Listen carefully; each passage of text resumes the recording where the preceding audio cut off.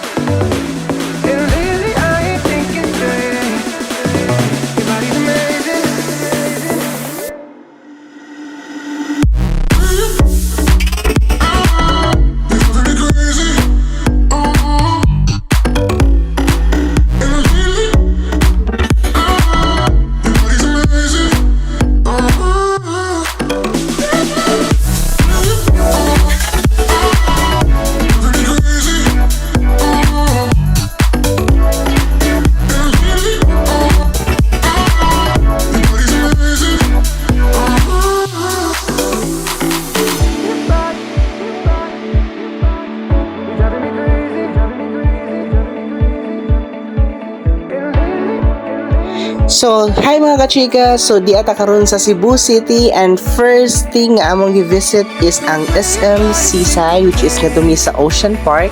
Kaya mo ni ang ganahan nga i-visit sa ako ang partner since wala pa siya kaalis sa Cebu Ocean Park and she want to experience before siya mga anak. So, karon di ata karon sa Ocean Park and nakita nato ang mga nagkalain-lain nga mga mananap no sa dagat, dili lang kay sa dagat bisag unsa napon dito mga birds no, mga snake, mga alligator, mga spider sa daghan bisag unsa din mo siya zoo, kumbaga zoo siya but more on fishes so magitaw siya Ocean Park.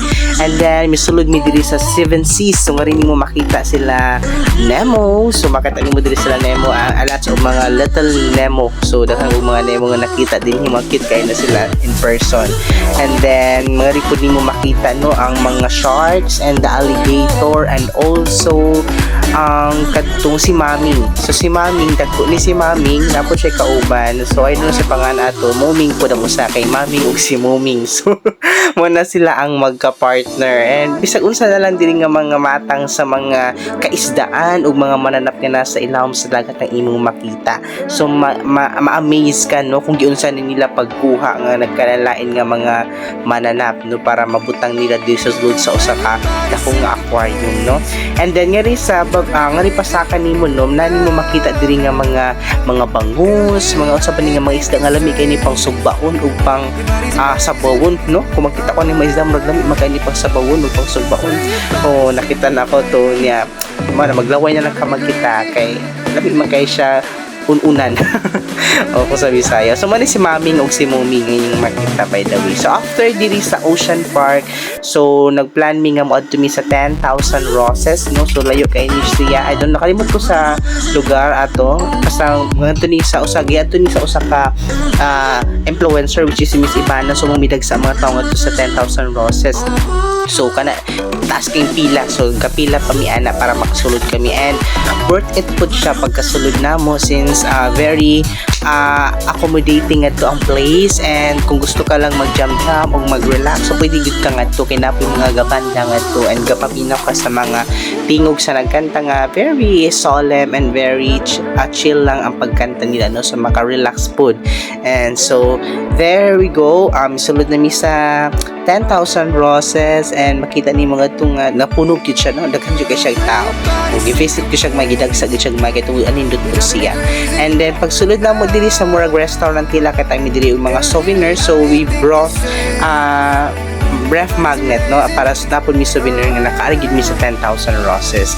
And if you climb ngadto sa second floor so makita nimo ang view so inana ang view ngadto sa ubos no so nindot pud kay siya.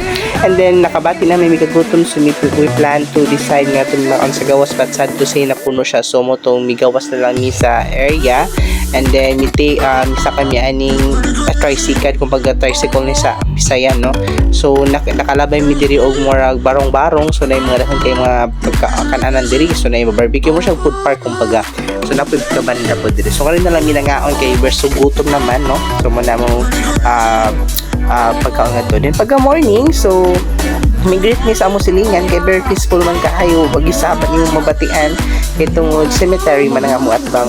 Actually we are in Persimmon, no. So check in mi nga ni sa Persimmon, so pwede ang rate 3 actually kay staycation man ni siya, but very worth it, no, kay nindot kaayo ang Persimmon for staycation. So na kay makita diri nga pool sa 6th floor, so pwede po ka to maligo, and then very accessible po siya kung gusto ka mo kaon og mga friendly price. So naragid mo makita dito sa gawas na 7-Eleven, no. So doon na jud kay siya. So nga rin mi sa Mr. and Miss Barbecue always gakaon kung naami dito sa Persimmon ka check in, kay ang ilahang mga luto is lutong pangbahay and very affordable, no? And very yummy sad, no. So mo na among pagkaon nila nga nga baligya. So nga rin mi ka always ga eat, no. So kani nga time is pauli na mi sa Ormoc. So before mi muli, so we are planning to eat muna, then after that is maligo na mi pool. So naligo mi sa pool sa Persimmon, which is nilut po kay siya kaliguan, no, kay makita man nimo ang views. And kana nga time is kami lang naligo, no. So kay bago pa na nag-open, but may early lang mi og sulod, no. Mo gipugos na mo ang katong ang maintenance nga makaligo mi kay nagapasod mi sa time para makuha mi Ormoc City.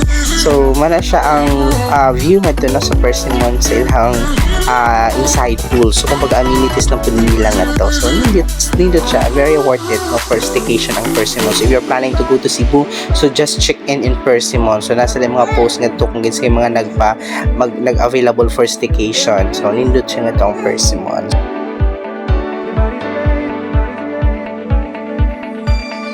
And now we are packing and ready to bound to Ormoc City. So before we leave sa amo ang staycationan nga condo, so video nito, no, para natay ma-collect or mag-gathered nga memorable mementos, no. So mo ni siya ang inside nito sa amo ang staycationan nga unit. So very nice and very comfy. And after that, then mi support of Cebu City going to Ormoc. So nagahuwat ni sa amo ang jet nga sakyan pa Ormoc City. And before mi uli, so gabay mi og mga pasalubong para na pud di pasalubong sa mga tao nga naghuwat namo nga mauli kami. Well, ayan, so nanami karon sa jet, and yes, we're going to Ormoc City, and we are so happy to experience bisag short time lang, no, ma-experience na mo ang Cebu together with my partner. I'm so happy, and we enjoy the land. Thank you so much.